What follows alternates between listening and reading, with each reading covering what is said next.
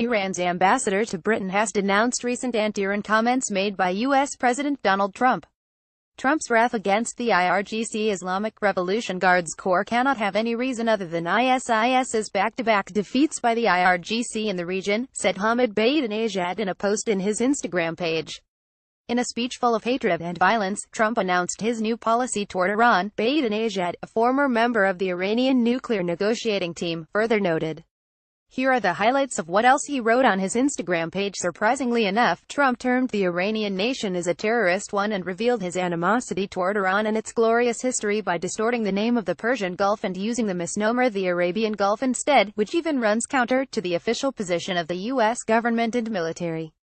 This is the first time the head of a foreign state has described a nation as terrorist. By calling Iranians terrorists and using a fabricated name to refer to the Persian Gulf, Trump indubitably provoked Iranians' hatred of himself, Iranians with any affiliation and mentality. Moreover, Trump made the disgusting remarks at a time when his approval ratings have hit rock bottom in the 9 months he has been in office as president, making him the weakest U.S. president in the country's history. An overwhelming majority of the people, media outlets, politicians, intellectuals and even his closest European allies are among his most outspoken critics. The U.S. Secretaries of State and Defense as well as many of his cabinet members and Republicans in Congress are opposed to his key policies, including his approach on the Iran nuclear deal known as the Joint Comprehensive Plan of Action, the JCPOA. Trump is alone and extremely isolated. The United States' status in the region is the weakest it has ever been as the country is in a mode of retreat on all fronts.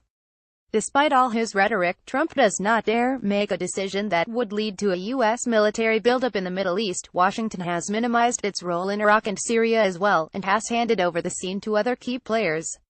Despite Trump's rhetoric and sharp criticism of the Iran nuclear deal, he failed to put into effect his real intention, i.e., tear up and annul the JCPOA, and it was proven that the deal has a very robust foundation.